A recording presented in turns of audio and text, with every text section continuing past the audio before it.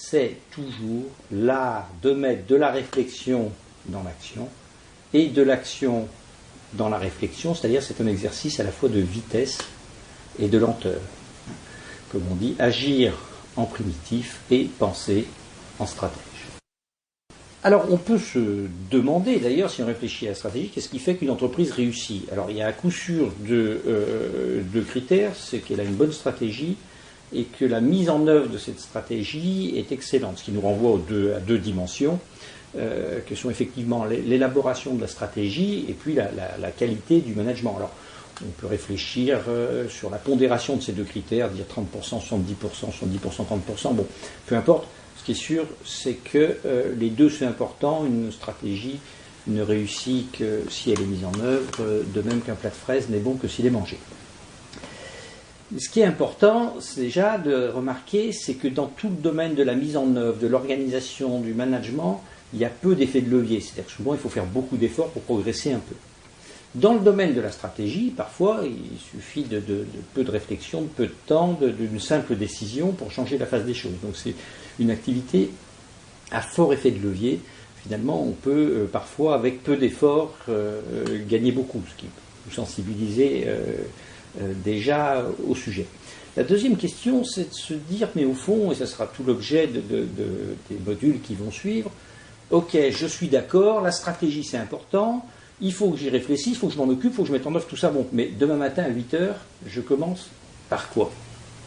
Voilà.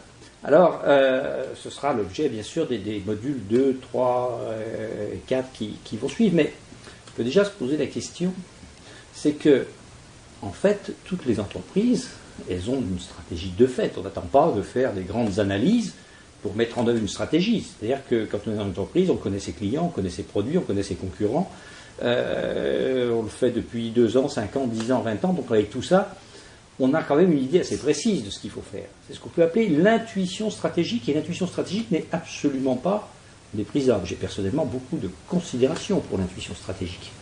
Mais, il y a un petit défaut, une petite limite à l'intuition dont il faut bien être conscient. Quelle est cette limite? C'est que l'intuition est un mode de pensée qui a tendance à s'auto-reproduire parce qu'il est peu explicite. Si le monde ne change pas, les intuitions qu'on réussit hier réussiront demain. Mais un monde qui ne change pas, ça n'existe que dans les romans de la comtesse de Ségur, née Rostopchine et grande amatrice de Knut. Dans notre monde à nous, nous voyons sans cesse le monde changer. Et ce qui est parfois plus interpellant, c'est que le monde change et vient mettre en échec mes intuitions stratégiques. Je me rappelle d'un grand monsieur de l'édition me disant il n'y a pas si longtemps, Internet n'aura aucun impact sur le métier de l'édition. Et quand on discutait avec lui, on voyait bien qu'il disait ça par résistance. Pourquoi? Parce que il sentait bien qu'Internet était en train de mettre à mal ses intuitions. Il connaissait bien son métier, mais son métier d'hier, comme on dit, en général, quand on est enfant, nos parents nous préparent excellemment pour vivre dans le monde qu'eux, ils ont connu quand eux-mêmes étaient enfants. Moi, je suis né dans les années 50, donc on m'a très bien préparé à vivre dans le monde des années 1950. Mais sauf que le monde des années 2010-2020, il n'a plus grand-chose à voir. Alors, c'est là qu'il faut être un peu plus analytique, c'est-à-dire cheminer dans les questions par une méthode analytique, non pas parce que l'analyse est a priori supérieure à l'intuition, mais parce que l'analyse a ce grand avantage d'être extérieure à l'intuition. Et finalement, réfléchir à la stratégie, élaborer une stratégie, c'est mettre en regard, en contrepoint, comme disaient les musiciens, l'analyse et l'intuition, qui sont deux modes d'élaboration de la stratégie respectables, mais qui ont surtout ce grand avantage d'être extérieurs l'un à l'autre, et donc de nous aider à regarder l'analyse de l'extérieur à partir de l'intuition et l'intuition de l'extérieur à partir de l'analyse, comme je le montre sur le petit crowbar que je joins à cette vidéo.